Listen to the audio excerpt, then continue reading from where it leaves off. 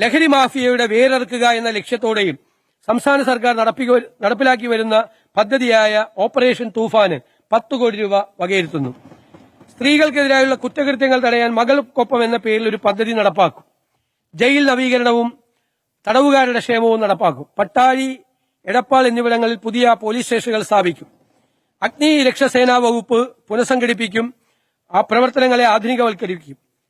Judiciary, നീതിന്യായ സംവിധാനത്തിന്റെ കാര്യക്ഷമത, സുതാര്യത, സേവന ലഭ്യത എന്നിവ മെച്ചപ്പെടുത്തുന്നതിനായി ആധുനികവൽക്കരണം, ഡിജിറ്റൽ പരിവർത്തനം, അടിസ്ഥാന സൌകര്യ വികസനം എന്നിവയ്ക്ക് പ്രാധാന്യം നൽകും. ഹൈക്കോടതിയിലും ജില്ലാ നീതിന്യായ സംവിധാനത്തിലും ICT ഉപകരണങ്ങൾ ലഭ്യമാക്കുന്നതിനും സംസ്ഥാനത്തെ വിവിധ കോടതി സമുച്ചയങ്ങളിലെ നീതിന്യായ ഭരണരേഖകൾ ഡിജിറ്റലൈസ് ചെയ്യുന്നതിനും മുൻഗണന നൽകും. കൊച്ചിയിൽ ഒരു ആർബിട്രേഷൻ കോടതി സ്ഥാപിക്കും. സർവേ വകുപ്പിന്റെ വിവിധ പ്രവർത്തനങ്ങൾക്കായി 17.5 കോടി വകയിരുത്തുന്നു. റവന്യൂ വകുപ്പിനായി 76.70 കോടി രൂപ വകയിരുത്തുന്നു. സംസ്ഥാനത്തെ പ്രാദേശിക ഭൂവിനിയോഗ ഭരണ സംവിധാന പ്രവർത്തനങ്ങളെ പിന്തുണയ്ക്കുന്നതിനായി Kerala State Remote Sensing and Environment Centre അന്തർദേശീയ നിലവാരത്തിലുള്ള കേരള ജിയോ സ്പേഷ്യൽ ഗവേണൻസ് പ്ലാറ്റ്ഫോമാക്കി വികസിപ്പിക്കും. സംസ്ഥാനത്തെ ദുരന്ത നിവാരണ പ്രവർത്തനങ്ങൾക്ക് ആവശ്യമായ high resolution data DEM data ശേഖരിക്കുന്നതിനും പ്രോസസ് ചെയ്യുന്നതിനുമായി ഒരു ഡ്രോൺ ലാബ് സെന്റർ സ്ഥാപിക്കും. പുതിയ ജില്ലകളും താലൂക്കുകളും രൂപീകരിക്കുന്നതിന്റെ ആവശ്യകതയെക്കുറിച്ച് പഠിക്കാൻ ഒരു കമ്മീഷൻ നിയമിക്കും. അഡ്മിനിസ്ട്രേറ്റീവ് ട്രൈബ്യൂണലിന്റെ വിവിധ പ്രവർത്തനങ്ങൾക്കായി 24.01 ലക്ഷം രൂപ വിലയിരുത്തുന്നു. സാമ്പത്തിക സ്ഥിതിവിവര കണക്ക് വകുപ്പിന്റെ പ്രവർത്തനങ്ങൾക്കായി 6.31 കോടി രൂപ വകയിരുത്തുന്നു. സ്പേഷ്യൽ ഇന്റലിജൻസ് വളരെ പ്രധാനപ്പെട്ട ഒരു കാര്യമാണ്. മിഷൻ ജിയോ കേരളമാണ്. അതിനാൽ KSRECയെ സംസ്ഥാനത്തെ പ്രമുഖ ജിയോ സ്പേഷ്യൽ ഗവേണൻസ് സ്ഥാപനമാക്കി മാറ്റുന്നതിനും ഏകീകൃത Kerala Jio spatial intelligence platform KGIS സ്ഥാപിക്കുന്നതിനും സർക്കാർ ഉദ്ദേശിക്കുന്നു. സ്പേഷ്യൽ ഗവേണൻസിനെ പൊതുഭരണത്തിന്റെ മുഖ്യധാരയാക്കി മാറ്റുന്ന ഇന്ത്യയിലെ ആദ്യ സംസ്ഥാനങ്ങളിൽ ഒന്നായി കേരളം മാറുന്നതാണ്. ഈ ഉദ്ദേശ ലക്ഷ്യങ്ങൾ സാക്ഷാത്കരിക്കുന്നതിനായി ഒരു കോർപ്പസ് ഫണ്ട് രൂപീകരിക്കും. ട്രഷറി വകുപ്പിന്റെ പ്രവർത്തനങ്ങൾക്കായി 20 കോടി വകയിരുത്തും.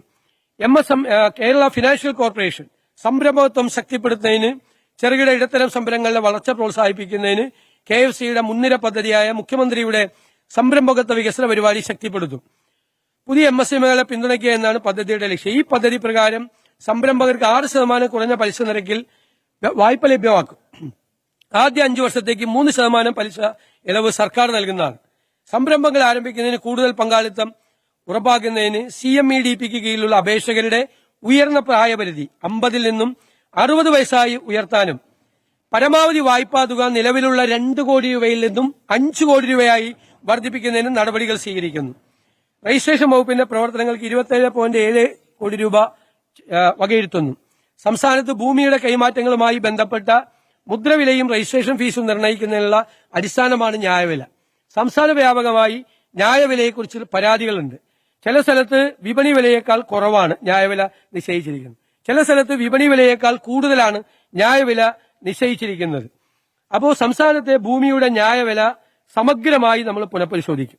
സാങ്കേതിക വിദ്യയുടെ സഹായത്തോടെയും വസ്തുനിഷ്ഠമായ വിപണി വിവരങ്ങളുടെയും ഫീൽഡ് തലത്തിലുള്ള ഡാറ്റയുടെയും അടിസ്ഥാനത്തിലായിരിക്കും ഈ പരിഷ്കരണം നടപ്പിലാക്കുക. 2010 നടപ്പിലാക്കിയ ന്യായവില നിർണയവുമായി ബന്ധപ്പെട്ട Kerala stamp act 1959 section 28A പ്രകാരമുള്ള ധാരാളം അപ്പീൽ അപേക്ഷകൾ നിലവിൽ തീർപ്പാകാതെ കിടക്കുന്നുണ്ട്. ഇവ സമയബന്ധിതമായി തീർപ്പാക്കുന്നതിനായി പ്രത്യേക അദാലത്തുകൾ ഉൾപ്പെടെയുള്ള നടപടികൾ സ്വീകരിക്കുന്നതും നിലവിലുള്ള എല്ലാ അപ്പീലുകളും 2026 ഒക്ടോബർ 31 തീർപ്പാക്കുന്നതുമാണ്. പേപ്പർ രഹിത ഇടപാടുകൾ പ്രോത്സാഹിപ്പിക്കുന്നതിന്, വ്യവസായ സൌഹൃദ അന്തരീക്ഷം സൃഷ്ടിക്കുന്നതിനും 1908 രജിസ്ട്രേഷൻ ആക്ട് പ്രകാരം നിർബന്ധമായും രജിസ്റ്റർ ചെയ്യേണ്ടതില്ലാത്ത രേഖകൾക്ക് ഡിജിറ്റൽ സ്റ്റാമ്പിംഗ് സൌകര്യം വിപുലീകരിക്കുന്നതാണ്. ഈ സ്റ്റാമ്പിംഗ് സംവിധാനം സ്വകാര്യ ഇൻഷുറൻസ് കമ്പനികളിലേക്കും നോൺ ബാങ്കിംഗ് ഫിനാൻഷ്യൽ കമ്പനികൾ ഉൾപ്പെടെയുള്ള മറ്റ് ധനകാര്യ സ്ഥാപനങ്ങളിലേക്കും വ്യാപിപ്പിക്കും.